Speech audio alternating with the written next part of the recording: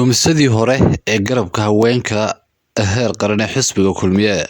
Marwadalay Shire Faarax oo ah xildhibaan u sharaxan golaha wakiilada doorashooyinka Somaliland ee gobolkaasi Sanaag ayaa degmadaasi Celaf Weyn waxay ka furtay dugsi farsamo gacanta ah oo lagu talagalay haweenka degmadaasi Celaf Weyn. Dugsigani oo lagu baran doono harqaanka ayuu waxa ka soo qayb galay isla markaasina furitaankiisa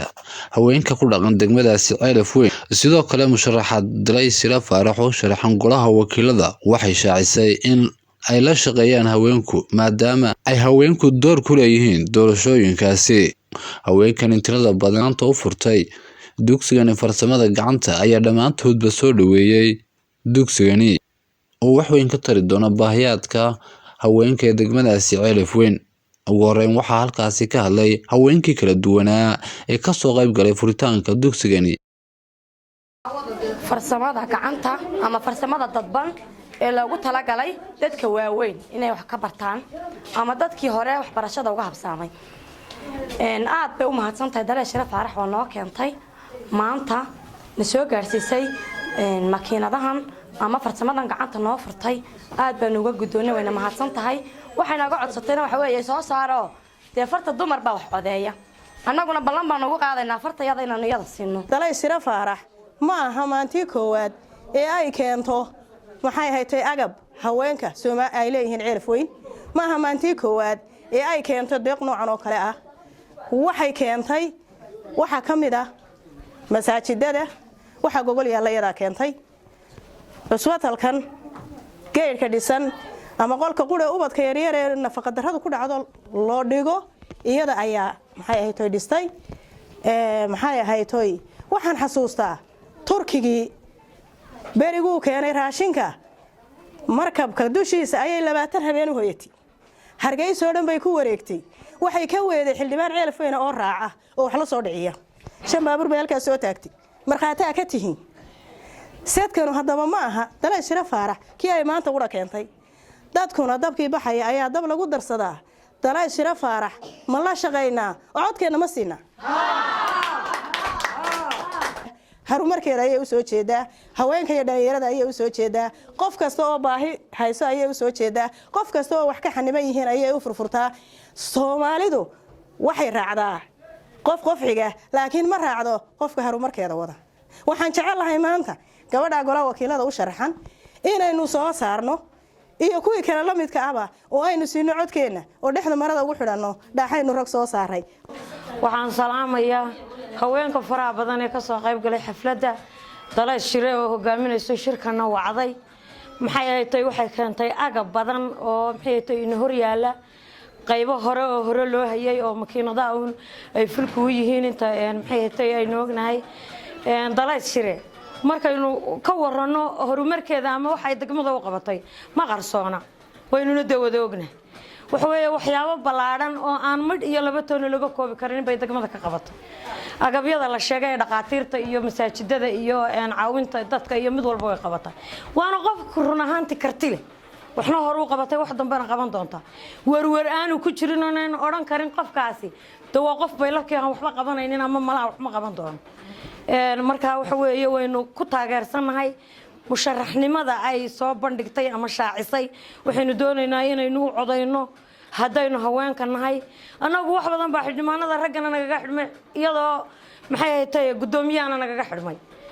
dadkii u tagay Hargeysa wada tagay maana run marka la doono iyada noo fududaysay wixii nagaga xidhmay si hagarliya gurigeedii baanu hagarli u tagnay. xildhibaano badan oo degmada iyo dad badan oo degmada xil u hayaba jooga Hargeysa albaabadooda maanu garaacin run marka laga hadlo laakiin iyadaanu tagnay wayna soo dhaweysay wixii nagaga xidhmay si hagarliya oo daacada oo haweenimo iyo inanimo abay noola qabat. haween baan noo badneen marka dadkayga u tag inteena dambena waxaanu jecelahay inay xinoo qaban doonto oo maxay ay qof aan laga warwar qabin ay tahay oo marka run la doonayo. haween kale baa jira oo degmada deeyana u dhashay oo ka sharax. waxaanu leenahay wixii haweeney degmada ay sharaxan aanu codayno waxaynu dooranayna niman haddaynu dooranay hal bacaad lagu lisay noqoto waa inaynu gabdhaha maanta inoo sharaxan tii hore iyo tanba aynu dooranno waxa weeye halkanna agabka ay keentay Dalaysire dee waa la wada arkaa kii hore ay keeni jirtayna waa la ogaa waxaan idin leeyahay doqoniinaya anigu in badan baan idin lahaa gabadh ma doorana oo aan lahaa gabadh ma doorana in badan baan idin lahaa hadeerna ilaah baan idin ku dhaariye heedhe nin dambayayna dooran horeeyana aan ahayn ee ay Dalays naga soo gaarsiin reer Ceelifir hadaan nahay ilaa kafanta dadka lagu kafeeyay ay Dalays naga soo gaarsiin iska daa wax qabad kale kafanta ay naga soo gaarsiin beentana waa shay xaraana waxaan u sheegayaa gabdhow inaynan been sheegin ilaa haynu ka baqano inaynu Dalays doorano ninka aynu dooranaa wuxuu ku fakeraa guri cad gabadh cad caruur cad buu ku fakeraa qof jaamacad nooma geyn way rag baynu dooranayo gabdhaha waxaan idin leeyahay yeena ka dhigasay raxma jaamacad ba sharci laga dhacday gabadhu iyo oranin dumaashigay baa sharaxan in adeerkay baa sharaxan inankan ayadoo baa sharaxan ilaahay aan ka baqno gabdhaheena aan la soo baxno haday maanta raxma jaamacad ay inoo soo bixi lahayd barigii saameynaan maanta ahaanin albaabkeedanu garaaci lahayn waynu ku duuli lahayn waynu u tirin lahayn waynu jiidan lahayn sida xaaladu ma ahaateen iminkan anigu waxaan dilaayay beenyeynaan sheegin degaankana gabdhaha degaankana aan la soo baxno inamada maxaafada haween weynaha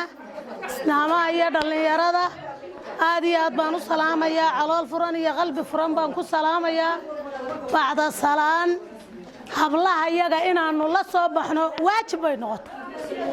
waa mid nagu waajiba oo na haysata intii nin la dooranayay iyo intii nin la ordayay iyo intaanu nin ku cagabeelaba waanu ognahay maanta waxaanu u halgamaynaa hablahaanu ordaynaa codka iyaga siinaynaa itaalka iyaga siinaynaa naf iyo maalba hablahaanu duldhigaynaa inaan walba waanu ku garaacaynaa gurigeeda oo ugu gelaynaa oo dhaynaa maxaad haysaana halkan ayga xidhanna halkanii qabo hablahaanu dooranaynaa hablaha maanta maxay tahay aynu isugu nimay haweenka degmada Ceelifir isugu yimaadeen aanu ku soo dhaweynay intaba waxaan ku salaamayaa salaanta diinta islaamka assalaamu calaykum waraxmatullaahi wabarakaatu waad aragtaan agabka halkan yaala ee madasha aynu ku daafurnay ee inoo keentay Dalaysire Faarax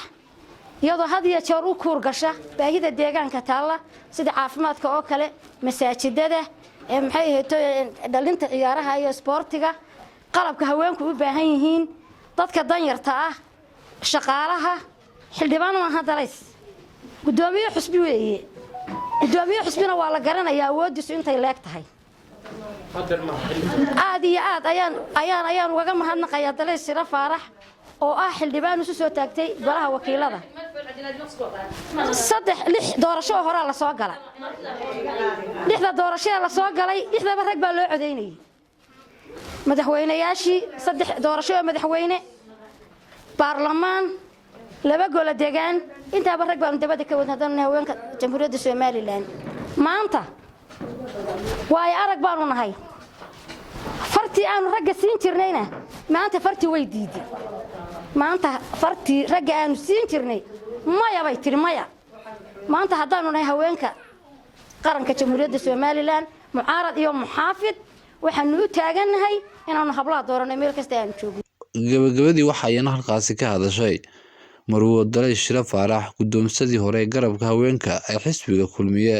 ee heer qaran ahna musharax u taagan doorashooyinka golayaasha wakiilada Soomaaliland ee gobolkaasi Sanaag gaar ahaan ka soo jeeda bismillaahir rahmaanir rahiim ilaahay baa mahadleh ilaa halka isugu keenay inagoo nabad qabna oo caafimaad qabna alxamdulilaahi rabbil caalamiin Ceelifir nabada afartooda daamood nabad yihiin ayaan horta markii horeysay ilaahay baan mahad u celinaynaa haddaan nabad jirin halka isugu ma nimaadneen alxamdulilaahi rabbil caalamiin ilaahay mar labaad iyo mar saddexaad iyo mar afraad waxaan ugu mahadnaqaynaa nabadda deegaankeena iyo caafimaadka maray iyo wada tashigeena iyo wada shaqaynteena alxamdulillaah inta markaan ka imaado halkan waxa yaala labadan marka lagu dalo 9 makiinadood waan ugu soo deeqay hablahan reer Ceelifir degmada Ceelifir si ay u bartaan dawaarka waxa lagu qaban doonaa cunto karinta waxa lagu qaban doonaa xinaha waxaan hablaha salkaas waa hablii shaqayn jiray waxa ka maqnaa un dawaaradan baa ka maqnaa maanta ayaa ilaahay mahad u sugnaato dawaaradina u yimaadeen waxaan leeyahay hablayahow far kaliya fool ma dhaqdo marka la isku tashado ee wax la wada qabsado ee isku mid la noqdo ayaa wax waliba hagaagaan insha Allah waxaan rajaynayaa inaad ka faa'iideysan doontaan bahalahan iyo iskuulka la idin dhigi doono nooc kastaba ha ahaatee inaad dadkiina uga faa'iideyn doontaan idinkuna ka faa'iideysan doontaan ayaan ilaahay ka rajaynayaa makiinadahaas waxaa ku baran doontaan toliinka dharka macallimiin baa idin iman doonta 2 macallimidood oo makiinadaha idin bari doona xinaha la idin bari doonaa waxa la idin bari doonaa cunto karinta waxa la idin bari doonaa af Soomaaliga Carabida Ingiriiska Quraanka waxbarasho intay tahayba waa la idin bari doonaa hadii Ilaahay qadaro idinkana waxaan ka rajaynayaa kuwii Ilaahay wuxuuda ay haystaan u barakeeyo Ilaahay idinka yeelo inaad dad isu calool fadow noqotaan qabiil ma leh qolo ma leh shakhsi ma leh waa wax idinka dhaxeeya wada ilaashan doontaan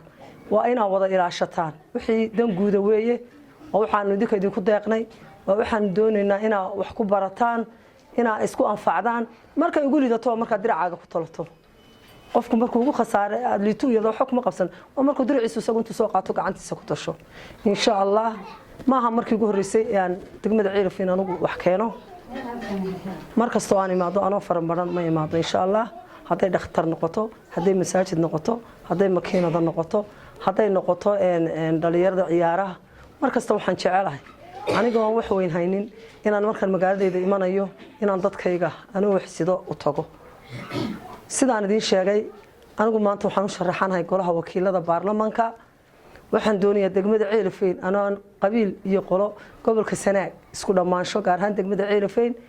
ana qof iyo qurtoona cod ka doonayn ina cod siisaan ina